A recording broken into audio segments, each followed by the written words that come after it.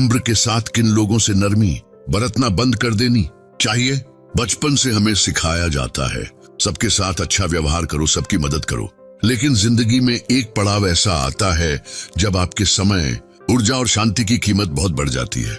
हर किसी को ये सब देना समझदारी नहीं रहती। जैसे जैसे साल गुजरते हैं समझ आता है कि हर किसी पर दया करना अच्छाई नहीं, कई बार ये जाल बन जाता है। कुछ लोग आपकी सहनशीलता और दरिया दिली को हथियार बना लेते हैं। जितनी देर उन्हें जगह देते रहोगे उतना वो आपको खोखला करते जाएंगे।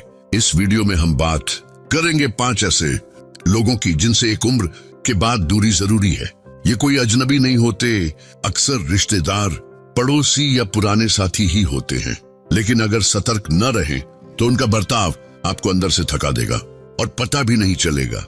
वीडियो के आखिर तक आप जान जाएंगे कि किन से बचना जरूरी है, कैसे उनका साथ आपको नुकसान पहुंचाता है और कैसे बिना अपराध बोध के अपनी भावनात्मक सेहत बचा सकते हैं। क्योंकि इस उम्र का मकसद दूसरों को सुधारना नहीं बल्कि अपनी शांति की हिफाजत करना है। तो चलिए शुरू करते हैं। नंबर 1, हमेशा लेने वाले लोग।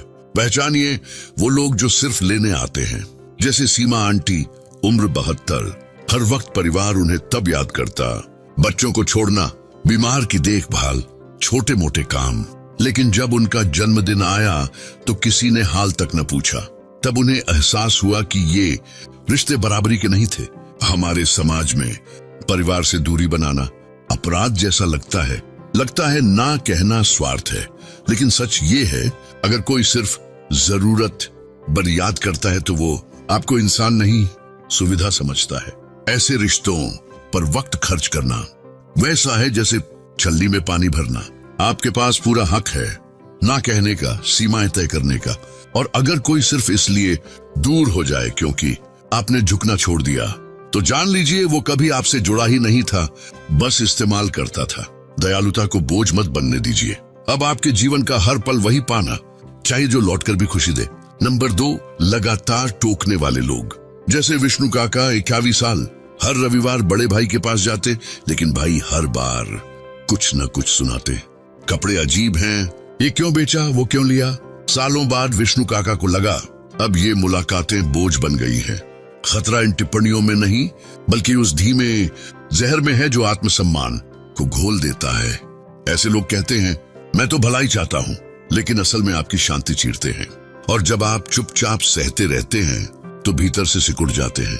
इस उम्र में हर किसी को खुश करना जरूरी नहीं।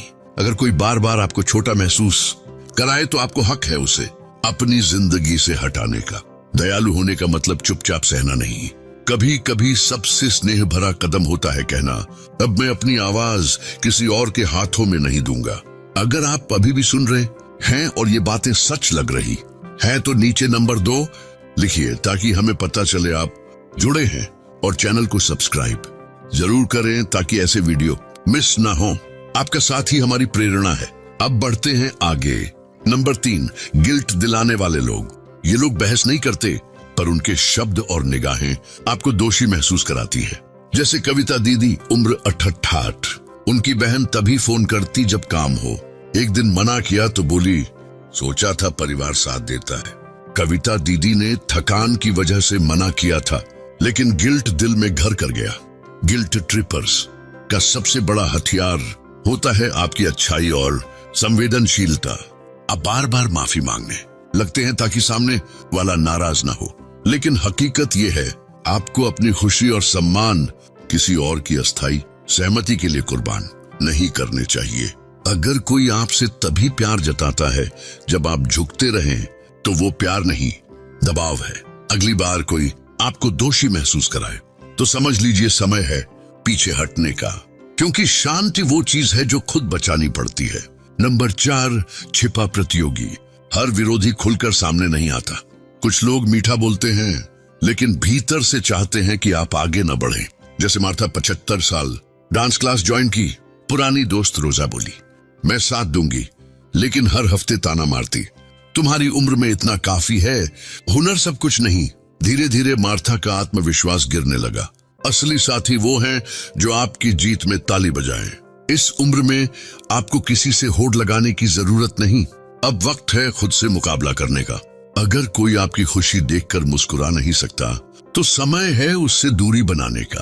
आपको उन लोगों की जरूरत है जो आग जैसी गर्माहट दें, न कि ठंडी तुलना। अगर ये बातें आपके दिल तक पहुंच रही हैं तो नीचे नंबर 4 लिखें और चैनल सब्सक्राइब करना ना भूलें ताकि ऐसे प्रेरक वीडियो मिलते रहें। नंबर 5, छुपा रुस्तम यानी पैसिव एग्रेसिव लोग।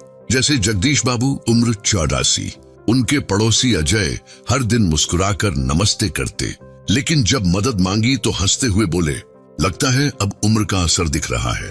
पैसिव एग्रेसिव लोग सीधे ना नहीं कहते, लेकिन मजाक के पीछे ताना छिपा देते हैं।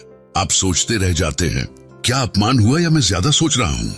धीरे धीरे आप उनके सामने सावधान होकर बोलने लगते हैं, लेकिन ये कोई शांति नहीं, बस दबाव है। इस उम्र में सुकून कोई विलासिता नहीं, जरूरत है। आपको हर बात का जवाब देना जरूरी नहीं। नकली मुस्कान दिल को बोझ देती है। अब आपकी जिंदगी ऐसे लोगों से भरी होनी चाहिए जो सच में निभाएं, बाकी सब सिर्फ शोर है, और आप उस शांति के हकदार हैं जो दिल को सुकून दे। अंतिम विचार, अब आपकी बारी है। इन 5 तरह के लोगों में से कौन आपके जीवन में है? क्या आप अपना समय और धैर्य उन पर खर्च कर रहे हैं जो सिर्फ लेते हैं? जैसे जैसे साल बढ़ते हैं आपकी शांति सबसे कीमती हो जाती है। ये साल दर्द सहने के नहीं, उसे बाहर निकालने के हैं। आपको हक है ये तय करने का कि आपके दिल, समय और घर तक किसकी पहुंच हो। दया का मतलब है समझदारी से सीमाएं तय करना। कई बार सबसे बड़ी दया होती है खुद से कहना, अब बहुत हो गया। अगर ये बातें आपके दिल तक पहुंची हों तो यूं ही मत जाने दीजिए, सोचिए, लिखिए और फैसला कीजिए कि अब आप खुद को उन रिश्तों में बांटना बंद करेंगे जो बदले में कुछ नहीं देते। क्योंकि ये साल सिर्फ जीने के नहीं, बल्कि ठीक होने, बढ़ने और उन लोगों से घिरे रहने के हैं जो आपको सच में समझते हैं। चैनल को सब्सक्राइब कीजिए, लाइक और शेयर जरूर करें। आपका साथ ही हमारी ताकत है। फिर मिलेंगे अगले वीडियो में। तब तक अपना ख्याल रखिए और अपनी शांति बचा कर रखिए।